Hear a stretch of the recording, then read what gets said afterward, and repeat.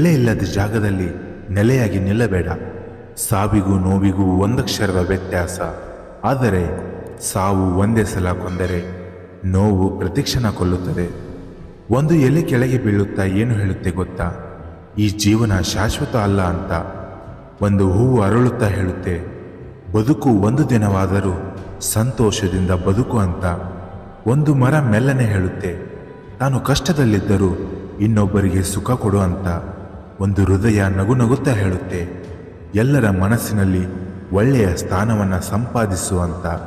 ಅದೇ ರೀತಿ ನಿನ್ನ ಒಳ್ಳೆಯ ಸಮಯಕ್ಕಾಗಿ ಕಾಯ್ತಾ ಕೂರಬೇಡ. ಕಾಯ್ತಾ ಕಾಲಹರಣ ಮಾಡಬೇಡ. ಕಾಯುತ್ತಾ ಕಾಲಹರಣ ಮಾಡಿ ಬದುಕನ್ನು ಹಾಳು ಮಾಡಿಕೊಳ್ಳಬೇಡ. ಚುಚ್ಚು ಮಾತನಾಡಿ ನಿನ್ನ ಮನಸ್ಸನ್ನು ನೋಯಿಸುವವರಿಗೆ ನಿನ್ನ ಮೌನವೇ ಉತ್ತರ ಆಗಬೇಕು. ಅವರಿಗೆ ನಿನಗಿಂತ ಒಳ್ಳೆಯ ಉತ್ತರ ಕಾಲವೇ ಕೊಡುತ್ತೆ. ಗಂಡಿನಲ್ಲಿ ಸಂಪತ್ತು, ಹೆಣ್ಣಿನಲ್ಲಿ ಸೌಂದರ್ಯ ಇರುವಷ್ಟು ದಿನ ಜಗತ್ತು ಅವರ ಹಿಂದೆ ಇರುತ್ತೆ. ಅವೆರಡು ಅಳಿದ ನಂತರ ಅವರವರಷ್ಟೇ ಅವರ ಜೊತೆ ಇರುತ್ತಾರೆ. ಚಿನ್ನ ಬಡಿದಷ್ಟು ಅಪರಂಜಿ ಆಗುತ್ತೆ. ಮನುಷ್ಯ ಮಾನಸಿಕವಾಗಿ ಪೆಟ್ಟು ತಿಂದಷ್ಟು ಗಟ್ಟಿಯಾಗುತ್ತಾನೆ. 100 ಬಾಗಿಲನ್ನು ಮುಚ್ಚಿದರೂ ದೇವರು ಒಂದು ಬೆಳಕನ್ನು ತೋರುವ ಮಾರ್ಗವನ್ನು ಇಟ್ಟಿರುತ್ತಾರೆ. ಸಕ್ಕರೆಯ ಸಹವಾಸ ಮಾಡಿ ಹಾಲು ಸಿಹಿಯಾಗುತ್ತೆ. ಹುಳಿಯ ಸಹವಾಸ ಮಾಡಿ ಹಾಲು ಒಡೆದು ಹೋಗುತ್ತೆ.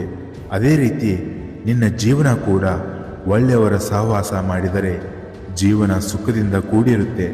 ಕೆಟ್ಟವರ ಸಹವಾಸ ಮಾಡಿದರೆ ಜೀವನ ನಾಶವಾಗಿ ಹೋಗುತ್ತೆ. ಮೈ ಡಿಯರ್ ಫ್ರೆಂಡ್ಸ್, ನೀವು ಗೆಲ್ಲಬೇಕು ಅನ್ನೋ ಹಠ ನಿಮ್ಮಲ್ಲಿದ್ದರೆ ಈ 2 ಗುಟ್ಟುಗಳನ್ನು ಯಾರ ಮುಂದೆಯೂ ಹೇಳಬೇಡಿ. ಮೊದಲನೆಯದು ನಿಮ್ಮ ಅಸಹಾಯಕತೆ, ಅಂದರೆ ವೀಕ್ನೆಸ್. ನೀನು ಸಾಧ್ಯವಾದಷ್ಟು ನಿನ್ನ ವೀಕ್ನೆಸ್ಸನ್ನು ಯಾರ ಮುಂದೆಯೂ ತೋರಿಸಬೇಡ. ನಿನ್ನ ಕೈಯಲ್ಲಿ ಅಸಾಧ್ಯವಾದದ್ದು ಯಾವುದೂ ಇಲ್ಲ. ಈ ಪ್ರಪಂಚದಲ್ಲಿ ಅಸಾಧ್ಯವಾದದ್ದು ಏನೂ ಇಲ್ಲ. ನೀನು ಮನಸ್ಸು ಮಾಡಿದರೆ ಈ ಜಗತ್ತನ್ನು ಗೆಲ್ಲುತ್ತೀಯ. ಆದರೆ ಅದು ಆಗುತ್ತೆ ಅನ್ನೋ ಆತ್ಮವಿಶ್ವಾಸ ನಿನ್ನಲ್ಲಿರಬೇಕು.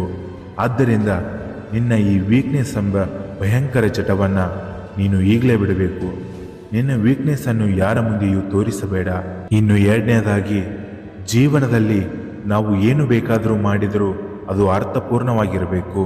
ಅದಕ್ಕಿಂತ ಮುಂಚೆ ನಾವು ಏನು ಅಂದ್ಕೊಂಡಿರ್ತೀವೋ ಅದನ್ನು ಮೊದಲು ಸರಿಯಾಗಿ ಪ್ಲ್ಯಾನಿಂಗ್ ಮಾಡಿಕೊಳ್ಳಬೇಕು. ನಿನ್ನಲ್ಲಿ ಪ್ಲ್ಯಾನಿಂಗ್ಸ್ ಇದ್ದರೆ ಈ ಜಗತ್ತೇ ನಿನಗೆ ತಲೆಬಾಗುತ್ತೆ. ನಿನ್ನಲ್ಲಿಯ ಒಳ್ಳೊಳ್ಳೆ ಪ್ಲ್ಯಾನಿಂಗ್ಸ್ಗಳು ಇದ್ದರೆ ಯಾರ ಮುಂದೆನೂ ನೀನು ಮಂಡಿಯೂರಿ ಕೂತ್ಕೊಳ್ಳೋ ಅವಶ್ಯಕತೆ ಇಲ್ಲ. ಅದೇ ರೀತಿ ನಿನ್ನ ಪ್ಲ್ಯಾನಿಂಗ್ಸ್ಗಳನ್ನು ಯಾರ ಮುಂದೆಯೂ ಹೇಳಿಕೊಳ್ಳದೆ ಗುಟ್ಟಾಗಿ ಇಟ್ಟುಕೊಳ್ಳಬೇಕು. ಇದರಿಂದ ಏನಾಗುತ್ತೆ ಅಂದರೆ, ನಿನ್ನ ಪ್ಲ್ಯಾನಿಂಗ್ಸ್ಗಳನ್ನು ಬೇರೆಯವರ ಮುಂದೆ ಹೇಳಿದರೆ ಅವರು ನಿನಗಿಂತ ಮುಂಚೆ ನಿನ್ನ ಪ್ಲ್ಯಾನಿಂಗ್ಸ್ಗಳನ್ನು ಫಾಲೋ ಮಾಡ್ತಾರೆ. ಒಂದು ವೇಳೆ ಅದರಲ್ಲಿ ಸಕ್ಸಸ್ ಆದರೆ ನಿಮ್ಮ ಜೊತೆ ಅಹಂಕಾರವಾಗಿ ಮಾತನಾಡ್ತಾರೆ, ಅಥವಾ ಅದರಲ್ಲಿ ವಿಫಲವಾದರೆ ನಿನ್ನ ಪ್ಲ್ಯಾನಿಂಗ್ಸ್ಗಳ ಬಗ್ಗೆ ಅಸಹ್ಯವಾಗಿ ಮಾತನಾಡ್ತಾರೆ.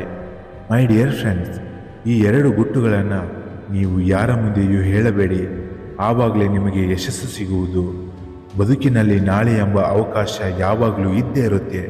ಆದರೆ ನಿನ್ನೆ ಎಂಬುದರಲ್ಲಿ ನಾವು ಕಳೆದು ಹೋಗಬಾರದು ಅಷ್ಟೇ. ಈ ಜೀವನ ಪ್ರತಿಕ್ಷಣವೂ ಮೃದುತನದಿಂದ ಕೂಡಿರುವುದಿಲ್ಲ. ಜೀವನದಲ್ಲಿ ಕಷ್ಟ ಅನುಭವಿಸಿದವರಿಗೆ ಮಾತ್ರ ಜೀವನ ಅಂದರೆ ಏನು ಅಂತ ಗೊತ್ತಾಗುತ್ತೆ.